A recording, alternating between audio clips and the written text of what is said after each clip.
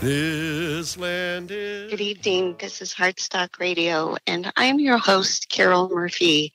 Thank you so much for joining us. Remember that you can always email us at heartstockradio@gmail.com, and you can also find us on Facebook.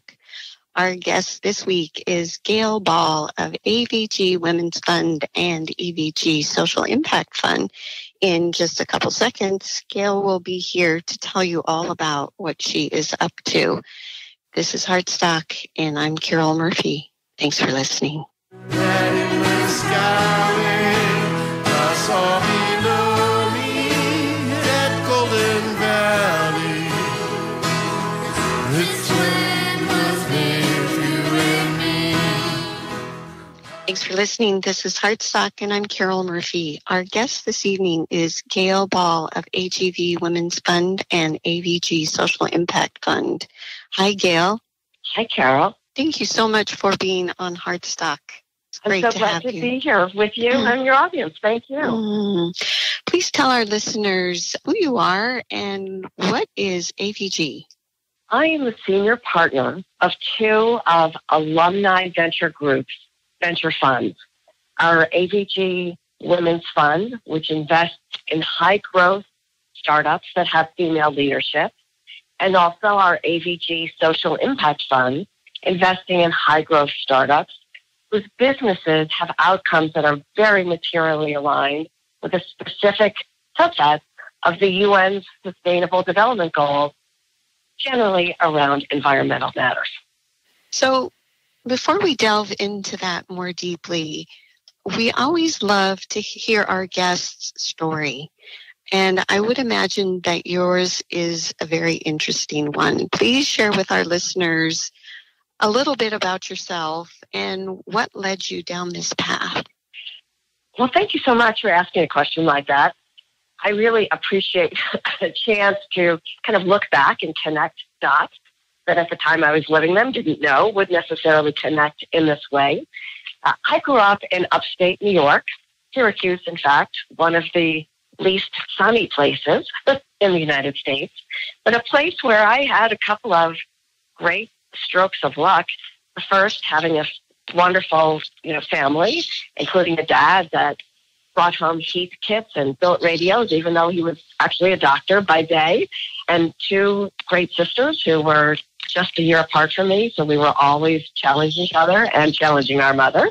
She was lucky enough to have us in school in a public school system that offered extraordinary education. We had foreign language, literally, from the first grade on.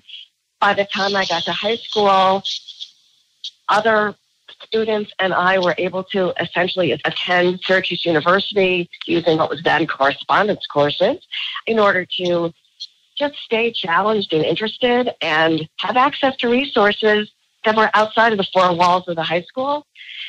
And I had a few people I met along the way who also taught me a few things that stuck with me. One in particular who characterized for me the ideal for a person as being somebody who was continuously striving instead of somebody who was constantly arising, and stopping and taking stock. And just this combination of things, I think, put me in a mindset of just continuously learning.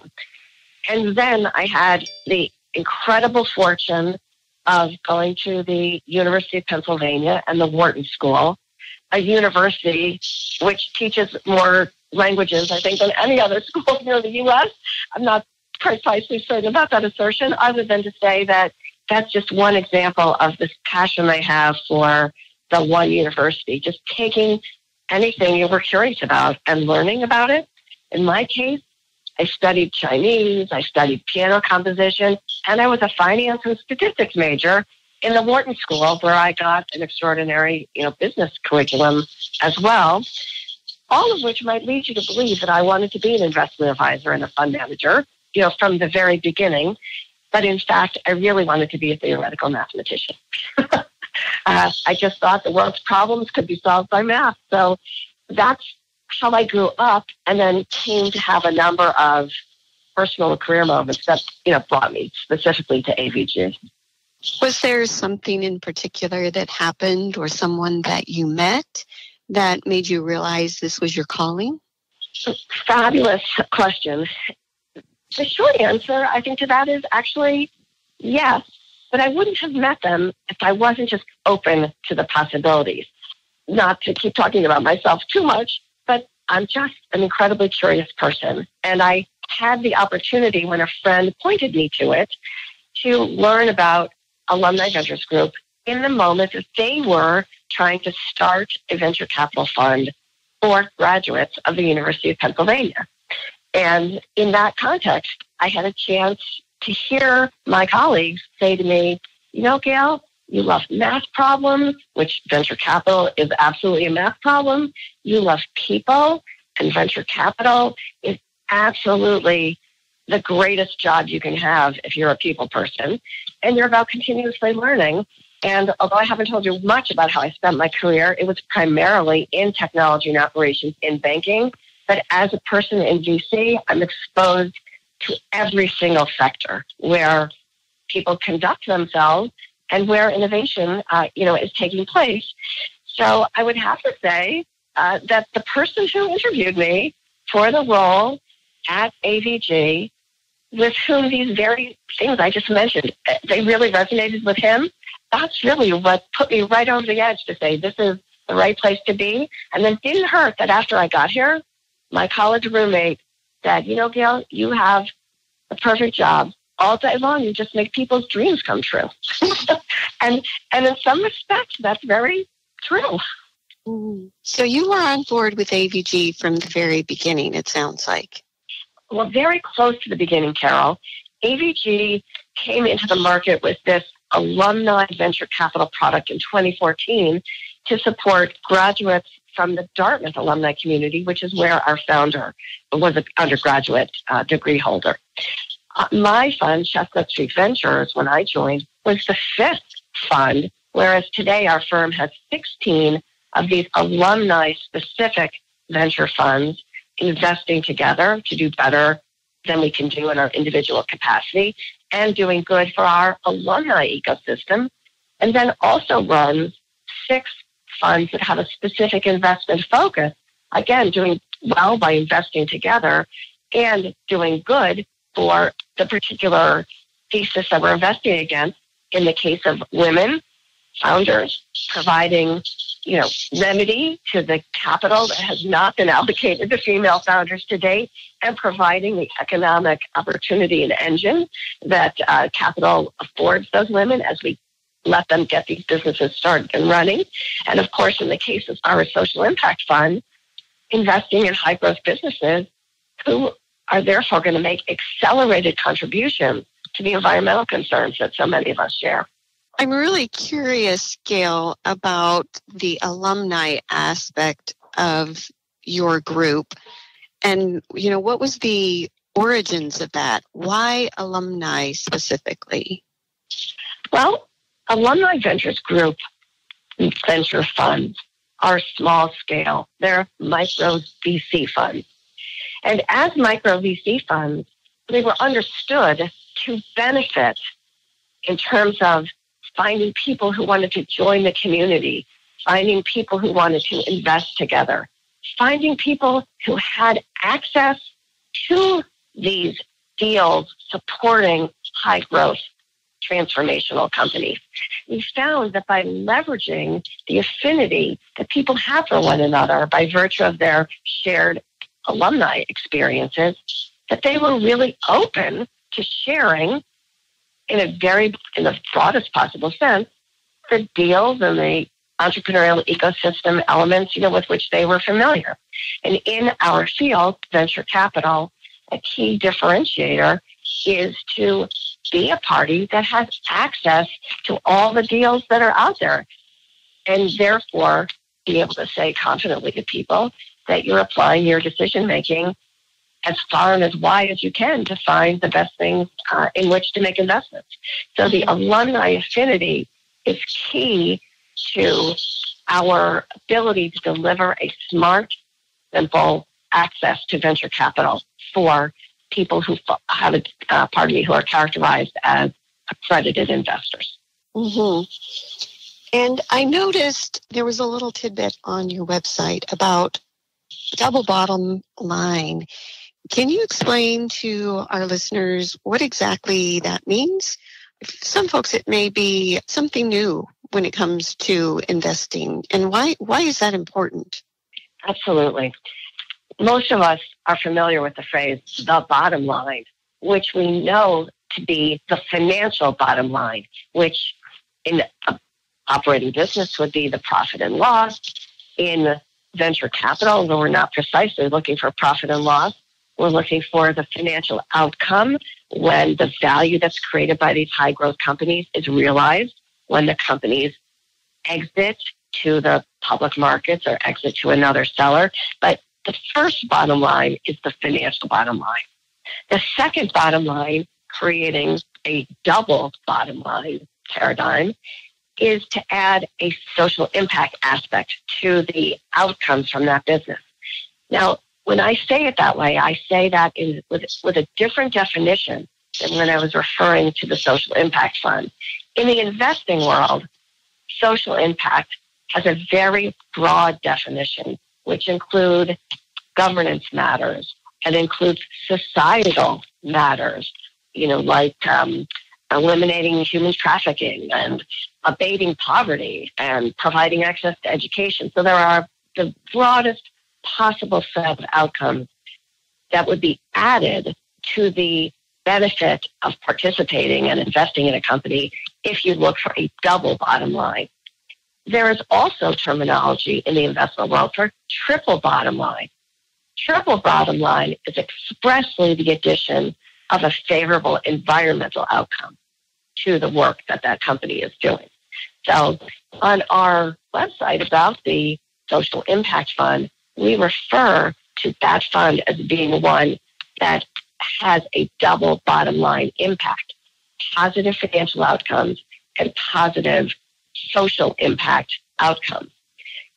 You could say the same thing, I could say that on our website, about our women's fund, because improving the current gender disparity that exists in access to education, access to jobs, access to healthcare is another subset of social impact. So our AVG Women's Fund is also a double bottom line fund. Quite often, I think investors and folks who are trying to grow wealth think it's an either or. You can either have gains or you can have impact. Do you think that this is true? Actually, I'm quite confident that it's not true. And my personal opinion is well supported by the private sector research and academic research. One of the most broadly and cited papers in this respect actually comes from McKinsey. Just this week, I read another wonderful article that was an excerpt from a publication from UBS, but the data does not support the myth that is widely held that you have to trade off market returns in order to pursue social impact. It's just not true. In our case, with the AVG Women's Fund and the AVG Social Impact Fund, it's also operationally not true because our deal flow in the Women's Fund and the Social Impact Fund are coming from those alumni funds that you gave me the opportunity to talk a little bit about. These alumni funds are all building portfolios with only the financial bottom line in mind. They're following a diligence process and a deal evaluation process that is designed to ferret out the deals that are available in the market that are going to give the greatest return and have, of course, the greatest tie to the particular alumni fund, which is evaluating them. But it's a bottom line first model at AVG Women's Fund and AVG Social Impact Fund. Only after one of our alumni funds had made that declaration of investability based on that bottom line measurement, do we then in our funds look to see if there's a female founder or co-founder, in which case the women's fund co-invests in a systematic way with the alumni fund. Or if the business is delivering a solution for clean energy or sustainable cities and communities, then our social impact fund is going to invest alongside them. So in our case, it is absolutely a double bottom line, no trade-off proposition. Very interesting. We're about at that halfway point. Once again, we're going to take a little break. In just a moment, we'll be back with Gail Ball. Thanks for listening.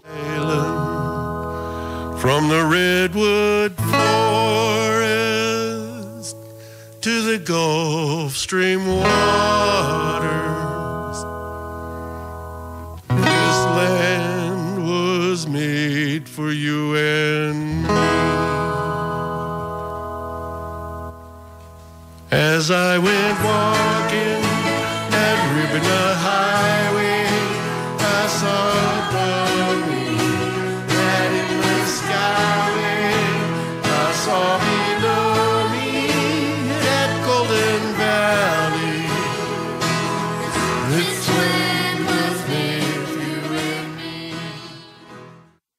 This is Heartstock Radio, and I'm Carol Murphy, your host. Thank you so much for listening. Our guest today is Gail Ball of AVG. Hi again, Gail. Hi, Carol. So this is fascinating, and I love the approach that your group is taking. Can you please tell our listeners just a little bit about what inspired you to focus and develop the Women's Fund and the Social Impact Fund? Why do we need these? We need them. Let me just start there. Yes. And then go back a little bit into the AVG experience that I shared at the start of the program.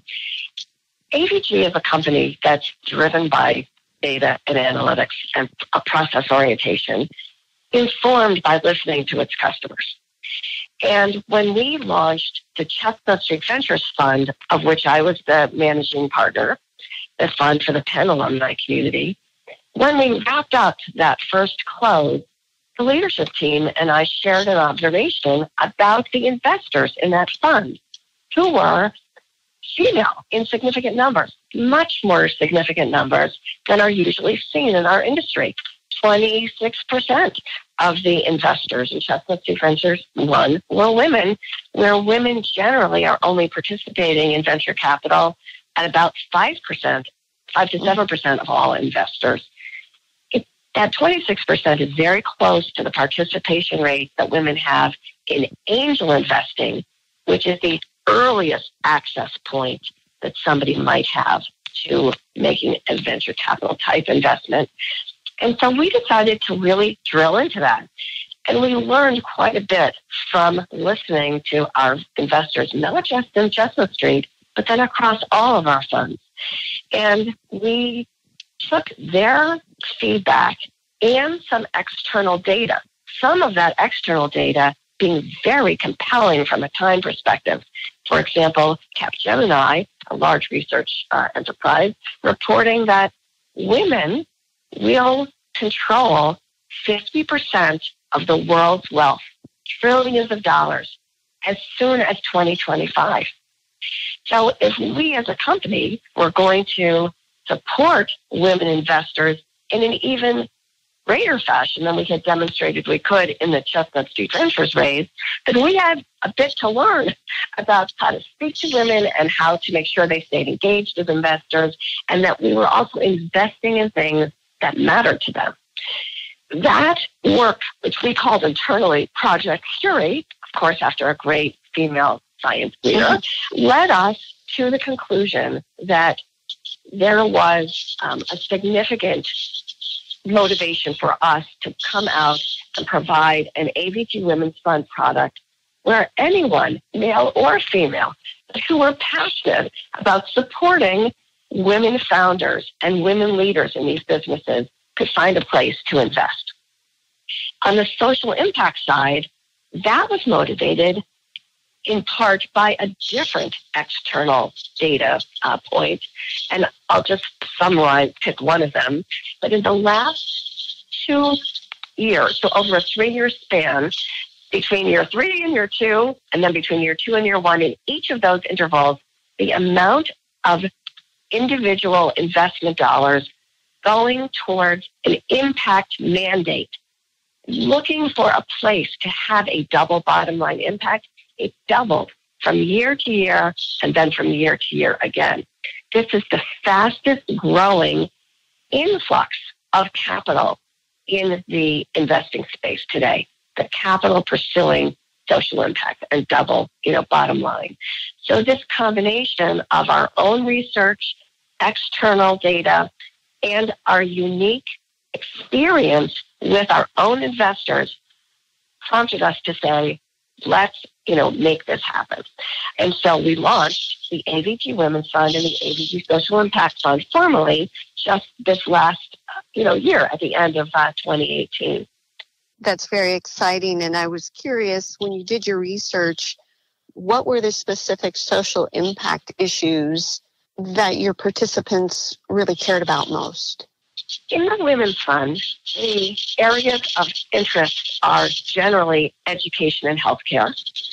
Education, of course, being called out separately in the UN Sustainable Development Goals, but within Sustainable Development Goal number 5 about gender equality, gender equal access to education is one of the 3 express, outcomes that are being pursued. In the broader social impact space, it's all about climate change and about the environment. In the context of the United Nations Sustainable Development Goals, the ones that we specifically embraced are SDG 11 around sustainable cities and communities, SDG, I believe it's 13, called climate action, and then the Sustainable Development Goal about the quality of life on land and the quality of life in the sea. And that's very consistent across all age groups that are looking for these double bottom line outcomes. Mm-hmm. And on the other side, so to speak, when you're investing in, the companies and the startups, where do you feel you have the greatest social impact? Have you been doing it long enough, or is there enough data to really say these are the outcomes when investors direct their money specifically in this way? That's a complicated question, Carol. Yeah. And I'd like to give you a couple of different areas of answers. Investing in general is a personal matter. Investing for impact is an extremely personal matter because we each have our own value. We each have our own sense of what's enough impact, or if there's never, enough impact. I'm highly motivated to pursue impact in and around the Women's Fund because I'm a person who's personally experienced every discouraging thing that's happened to women, in business that has been broadly, reported. And so I'm passionate about that. And furthermore, in my own industry, the data is so disappointing about capital allocation to female founders. And I'm happy to share those statistics, as we go on. So for me, my personal sense tells me if I invest $1 more in a female founder than they had access to, and I'm really having an impact. The numbers will tell you that that's a very Pollyanna-ish view of the world. In fact, if you look at last year, 2017, globally, female founders or teams that had at least one female co-founder got $19 billion of capital. In 2018, that jumped to $40 billion. So a doubling. But guess what? The total amount of capital allocated and invested in venture capital rose even more dramatically so that doubling of capital allocated to women only represented a 3% increase in total capital available to female founders and teams that had at least one female co-founder. If you forget the numbers and just look at the number of deals done, whether they got $100 million or $10 million, the number of deals that had female founding teams or a team that had at least one female co-founder went down by 1%. So my $1 in is changing the worldview, and I believe that. Yes. Many people would say is not enough, of an impact. So as it pertains to, a good way that I've heard others summarize this, I heard others simply say, instead of the $1 kind of example that I gave, it said, when I invested my money, did I get the outcome I was expecting? Because if my intentions are right on, then however we measure the outcome, there is more capital going to the intended outcome than there was before.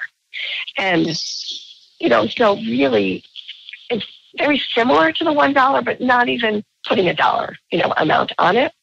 Jumping to the other end of the spectrum, many funds that have an impact mandate require very explicit measurement on the part of the beneficiaries of this capital and being invested, and they're obligated to report precisely the incremental impact that has come from that particular investment. Both my firm, Alumni Ventures Group, and I personally, and many in the impact space, think that the measurement systems that are available to any of us for measuring impact are not yet precise enough. They don't share enough common definitions that asking a company who's already expressly saying they're intending to do the right thing, to ask them to take other resources to invest in an imprecise measurement system isn't the best use of capital. So Gail, I really hate to do this, but we have run out of time. So, how might our listeners find you and maybe get involved? Thank you so much. Our company has a website, and the website address is our name, www.avgfunds.com, readily found by anybody on the internet. Similarly, I can be contacted through the website, but I also have an email address, which I invite others to use, gail.ball@avgfunds.com. But I'm so glad you asked the question about engaging with us. And on our website, people will find resources, including our podcast series, to which they may choose to subscribe or just ad hoc listen to an episode, or find ways to connect to the other people who are reading our newsletters and sharing the same values. We have in our resource section, something called the Resource Connector. So so those are the mechanisms that I can recommend. Fantastic. Thank you so much for being on Heartstock, Gail. And this is Carol Murphy. We'll see you next week. Peace. Thank you all. Thank you. No trespassing. Heartstock Radio is a production of KBMF 102.5 Butte America Radio. Hear our live programs every Friday at 5 p.m. Mountain Standard Time via live stream at butteamericaradio.org.